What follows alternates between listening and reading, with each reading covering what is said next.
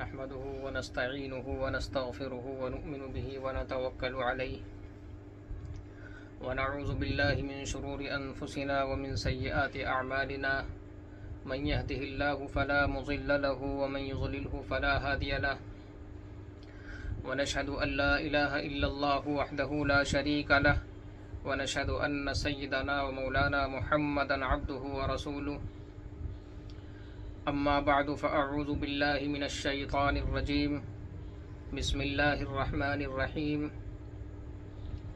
إنه من يشرك بالله فقد حرم الله عليه الجنة ومأواه النار وما للظالمين من أنصار۔ محترم سامعین کرام، آج کی اس ویڈیو میں پہلی مرتبہ آپ حاضر ہوئے ہیں اور یوٹیوب چینل توحید کی خوشبو میں پہلی مرتبہ آپ سماعت فرما رہے ہیں اس ویڈیو کو۔ اس ویڈیو بنانے کا مقصد یہ ہے کہ آج امت کے اندر توحید اور شرک کا فرق لوگ بھول چکے ہیں۔ مسلمانوں کی اکثریت اس چیز کو بھول چکی ہے کہ شرک کس چیز کا نام ہے اور توحید کس چیز کا نام ہے، اور الہ کا خاصہ کیا کیا چیزیں ہیں۔ خالق اور مخلوق کا فرق جو امتیازی فرق ہے، آج اس کو اکثریت بھول چکی ہے۔ اللہ رب العزت نے حضرت آدم علیہ السلام سے لے کر محمد عربی صلی اللہ علیہ وسلم تک جتنے بھی انبیاء اکرام علیہم السلام کو مبعوث فرمایا، ان تمام انبیاء اکرام علیہم السلام کی ایک ہی دعوت رہی اور ایک ہی مقصد رہا۔ وہ دعوت اور وہ مقصد یہ تھا کہ مخلوق کی اطاعت، مخلوق کو مخلوق کی عبادت سے نکال کر ایک خالق حقیقی کی عبادت کی طرف لانا، یعنی مخلوق کو شرک سے نکال کر توحید کی طرف لانا۔ یہ تمام انبیاء اکرام علیہم السلام کا مقصد رہا۔ اسی مقصد کے لیے اللہ رب العزت نے انبیاء اکرام علیہم السلام کو مبعوث فرمایا۔ عقیدہ توحید وہ عقیدہ ہے جس کی بنیاد پر آخرت میں مغفرت اور بخشش کا فیصلہ ہوگا۔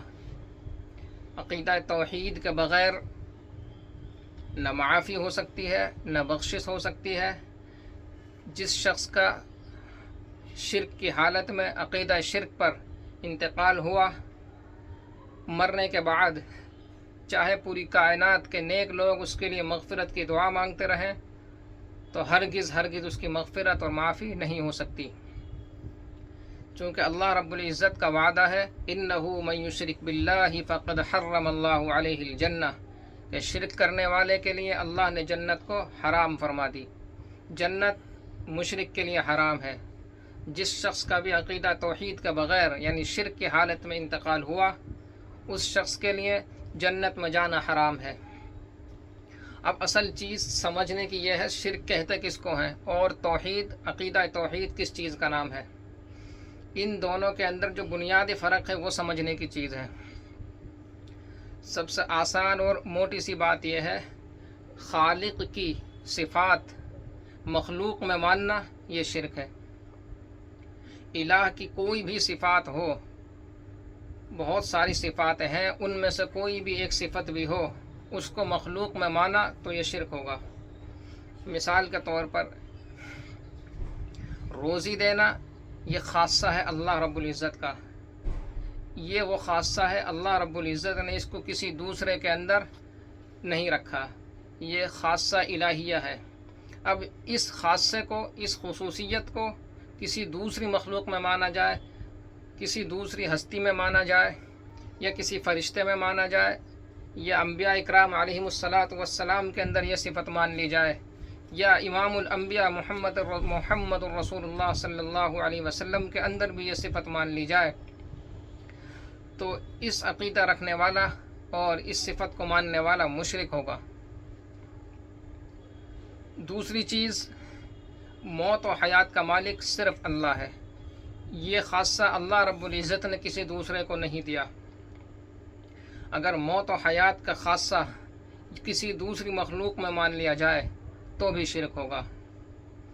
اسی طریقے سے ایک صفت ہے زندہ رہنا۔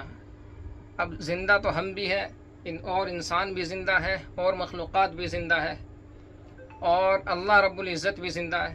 اب یہ خالق اور مخلوق کے زندہ ہونے میں جو بنیادی فرق ہے وہ یہ ہے، مخلوق کی جو حیات اور زندگی ہے وہ عارضی ہے، اور اللہ رب العزت کی جو حیات ہے وہ ہمیشہ کے لیے ہے۔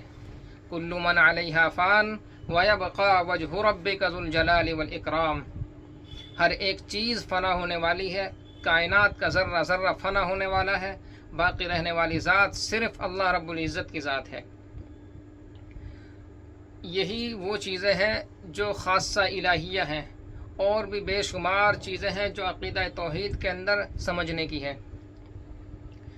اسی طریقے سے ایک چیز ہے سننا۔ اب مخلوق بھی سن رہی ہے، سننے والی ذات اللہ کی بھی ہے۔ اب اس میں جو بنیادی فرق ہے وہ ہے فوق الاسباب کا، ما فوق الاسباب اور ما تحت الاسباب۔ یہ جو فوق الاسباب اور تحت الاسباب ہے، اس کو آسان لفظوں میں یوں سمجھ لیں، اللہ رب العزت کا جو سننا ہے وہ بغیر اسباب کے ہے۔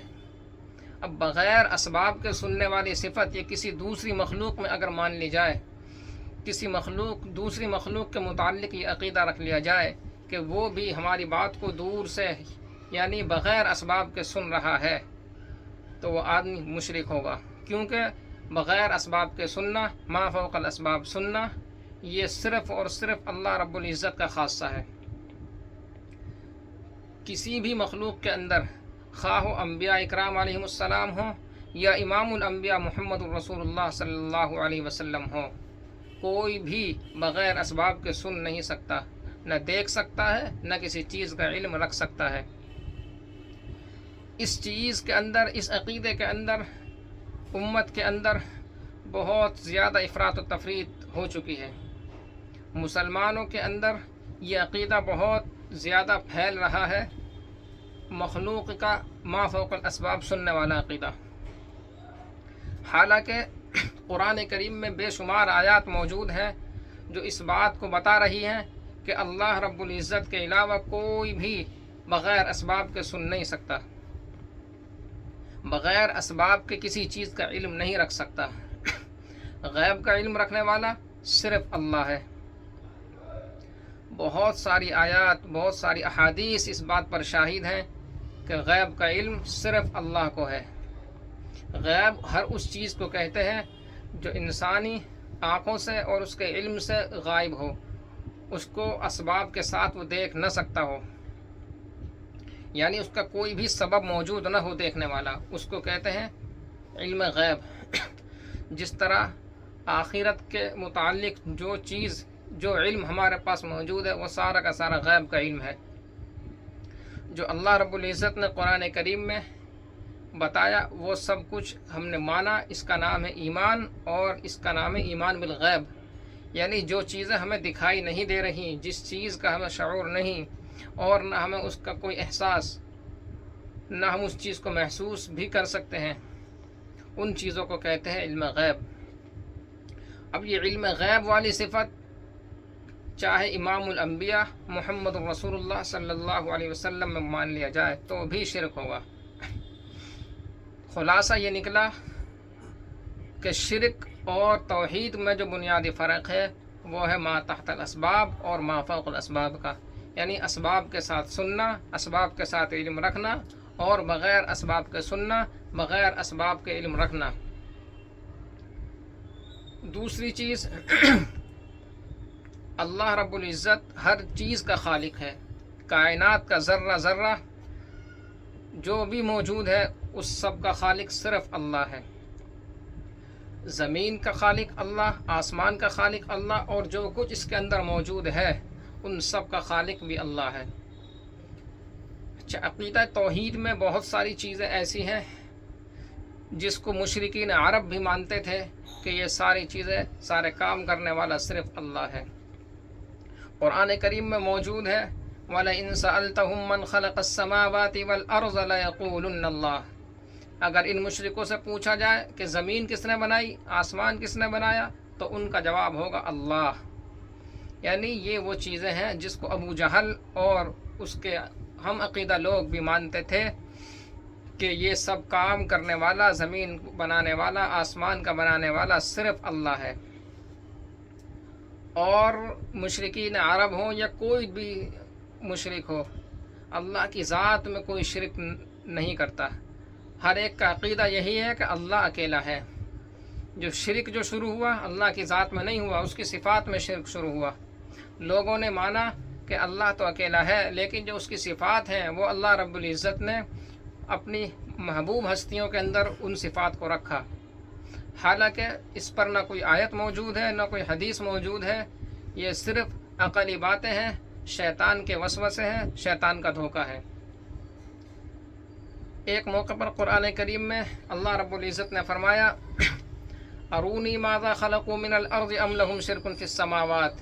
ان مشرکوں سے یہ پوچھو کہ آسمان جو بنایا، زمین جو بنائی، اس میں جن ہستیوں کو تم اللہ رب العزت کے علاوہ معبود سمجھتے ہو یا ان کے سامنے فریادیں رکھتے ہو، یہ بتاؤ ان میں سے کون ہے جو اللہ کے ساتھ، جس نے آسمان کے بنانے میں حصہ لیا، آسمان کے بنانے میں اللہ کے ساتھ بھی کوئی اس کا حصہ ہو، یا زمین کا کوئی حصہ اور کسی کا تخلیق کی ہوئی ہو، یعنی اور کوئی بھی اس کا خالق ہو۔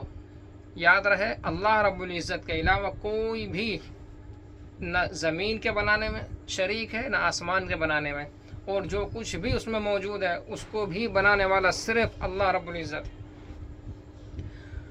اچھا، عقیدہ توحید جو عقیدہ ہے، اس کے بغیر آخرت میں نجات، بخشش، مغفرت ممکن ہی نہیں۔ چاہے پوری کائنات کے لوگ، کائنات کے اولیاء اللہ کسی مشرک کی مغفرت کی دعا کرنے لگے تو ہرگز بھی اس کی مغفرت نہیں ہو سکتی، کیونکہ یہ اللہ رب العزت کا وعدہ ہے اور اللہ رب العزت وعدہ خلافی کرنے والا نہیں ہے۔ اللہ رب العزت کا اٹل فیصلہ ہے ان اللہ لا یغفر ان یشرک بہ ویغفر ما دون ذلک لمن یشاء۔ اللہ شرک کے علاوہ جس گناہوں کو چاہے گا معاف فرما دے گا، لیکن شرک کو ہرگز معاف نہیں فرمائے گا۔ یعنی شرک وہ جرم ہے، شرک وہ ظلم ہے، وہ قابل معافی ہے ہی نہیں اگر بغیر توبہ کے آدمی مر جائے۔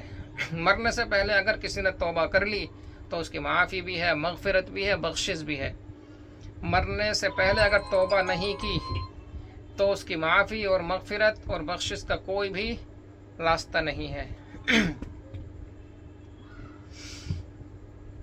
قرآن کریم میں بے شمار آیات اس بات پر شاہد ہیں کہ اللہ رب العزت شرک کے علاوہ جس گناہ کو چاہے گا معاف فرما دے گا، لیکن شرک ایسا ظلم ہے، ایسا جرم عظیم ہے کہ اس کو اللہ رب العزت نے قرآن کریم میں ظلم عظیم کہا۔ حضرت لقمان علیہ السلام نے اپنے بیٹے کو نصیحت فرماتے ہوئے فرمایا یا بنی لا تشرک باللہ، اے میرے بیٹے اللہ کے ساتھ کسی کو شریک نہ کرنا، ان الشرک لظلم عظیم، بے شک شرک ظلم عظیم ہے۔ یعنی یہ وہ گناہ ہے، اس کو ظلم عظیم فرمایا۔ حضرت لقمان جب اپنے بیٹے کو نصیحت فرما رہے ہیں، ان کی جو نصیحت ہے، جو ان کی یہ بات ہے، یہ اتنی اچھی لگی، اللہ رب العزت نے اس کو قرآن کریم میں نازل فرمایا۔ سورہ لقمان کے اندر یہ آیت موجود ہے۔ اچھا، شرک کرنے والا ایک اس طرح کا ہوتا ہے، شرک کرتے ہوئے آدمی کو یہ محسوس نہیں ہوتا کہ میں یہ شرک کر رہا ہوں، اس کو لگتا ہے میں عبادت کر رہا ہوں اور اچھی عبادت میں لگا ہوا ہوں۔ نماز کے اندر مشرک ہو یا مومن ہو، دونوں ہی نماز کے اندر سورہ فاتحہ میں یہ آیت کی تلاوت بھی فرماتے ہیں، ایاک نعبد و ایاک نستعین، اے اللہ ہم تیری ہی عبادت کرتے ہیں اور تجھ ہی سے مدد مانگتے ہیں۔ یعنی مشرک بھی اور مومن بھی اس بات کی اللہ سے دعا مانگتا ہے اور اس بات کا وعدہ کرتا ہے کہ اے اللہ ہم تیری ہی عبادت کرتے ہیں اور تجھ ہی سے مدد مانگتے ہیں۔ اس آیت میں جو یہ وَإِيَّاكَ نَسْتَعِينُ ہے یا واو تفسیریہ ہے، بعض مفسرین نے اس کو کہا ہے واو تفسیریہ۔ اب جب یہ واو تفسیریہ ہوگا تو اب معنی یہ بنے گا اے اللہ ہم تیری ہی عبادت کرتے ہیں، یعنی تجھ ہی سے مدد مانگتے ہیں۔ یہ آیت بتا رہی ہے مدد مانگنا بھی الہ کا خاصہ ہے، یعنی جس سے مدد مانگی جائے وہ صرف اللہ ہے۔ اللہ کے علاوہ اور کسی کے سامنے ہاتھ پھیلائے، اللہ کے علاوہ اور کسی کے سامنے کسی چیز کی حاجت رکھی، ما فوق الاسباب، یعنی بغیر اسباب کے دعا مانگنا یا اپنی حاجت اس کے سامنے رکھنا، اگر اللہ رب العزت کے علاوہ یہ حاجت کسی اور کے سامنے رکھی تو یہ بھی شرک ہوگا۔ اور شرک کرنے والے کے متعلق آپ بار بار سن چکے ہیں، عقیدہ توحید اور شرک کے بغیر، عقیدہ توحید کے بغیر یعنی شرک کی موجودگی میں اگر آدمی کا انتقال ہوا، اس کی معافی مغفرت کی کوئی شکل صورت نہیں ہے۔ اس لیے اپنے ایمان کی خبر لیں اور اس بات پر احتیاط رکھیں کہ ہمارے ایمان کے اندر کہیں شرک تو نہیں ہے۔ سورہ یوسف کے اندر تو اللہ رب العزت نے فرمایا وَمَا يُؤْمِنُ أَكْثَرُهُم بِاللَّهِ إِلَّا وَهُم مُشْرِكُونَ، جو لوگ اللہ پر ایمان رکھنے کا دعویٰ کرتے ہیں ان میں اکثر لوگ مشرک ہیں۔ یعنی خود قرآن کریم نے یہ بتا دیا جو لوگ اپنے آپ کو مومن سمجھتے ہیں، مسلمان سمجھتے ہیں، ایمان والا سمجھتے ہیں، ان کی اکثریت مشرک ہے۔ یہ سورہ یوسف آیت نمبر 106 ہے۔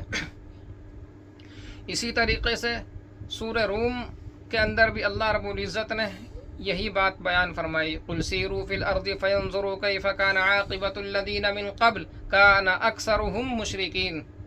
اے نبی صلی اللہ علیہ وسلم آپ لوگوں سے فرما دیجئے، ان کو بتا دیجئے سیروا فی الارض، جاؤ زمین میں گھومو پھرو دیکھو، سیروا فی الارض فانظروا کیف کان عاقبۃ الذین من قبل، کہ جن بستیوں پر عذاب نازل ہو چکا ہے، جو بستیاں ہلاک ہو چکی ہیں، جو بستیاں ختم ہو چکی ہیں، ان کا جو بھی انجام ہوا ان کو دیکھو۔ کان اکثرهم مشرکین، ان میں اکثر لوگ وہ تھے جو مشرک تھے۔ یعنی قرآن کریم کی یہ آیت بتا رہی ہے پچھلی امتوں میں جو عذاب آئے، پچھلی امتیں جو ہلاک ہوئیں، ان میں اکثر جو تھے وہ مشرک تھے۔ یعنی اکثر امتوں پر جو عذاب آیا ان کے مشرک ہونے کی وجہ سے آیا۔ تو خیر، آج کی اس ویڈیو میں، آج کے اس سبق میں آپ نے یہ سمجھ لیا کہ شرک کس کو کہتے ہیں۔ پھر ایک بار میں بتا دیتا ہوں، الہ کا خاصہ، الوہیت کا خاصہ کسی مخلوق میں ماننا یہ شرک ہے۔ یہ آسان الفاظ ہیں، اس کو بہت اچھے سے ذہن میں بٹھا لیں۔ الہ کا خاصہ، خالق کا خاصہ مخلوق میں ماننا یہ شرک ہوتا ہے۔ ما فوق الاسباب، کوئی بھی صفت اللہ رب العزت کی ہے وہ کسی بھی مخلوق میں مانی جائے تو شرک ہوگا۔ اس لیے آپ حضرات سے یہ گزارش ہے، عقیدہ توحید بہت اہمیت والی چیز ہے، اس کے بغیر مغفرت ممکن نہیں۔ اس لیے اپنے ایمان کو جانچتے رہیں، دیکھتے رہیں کہیں ہمارے ایمان میں شرک تو نہیں ہے۔ وآخر دعوانا ان الحمد للہ رب العالمین۔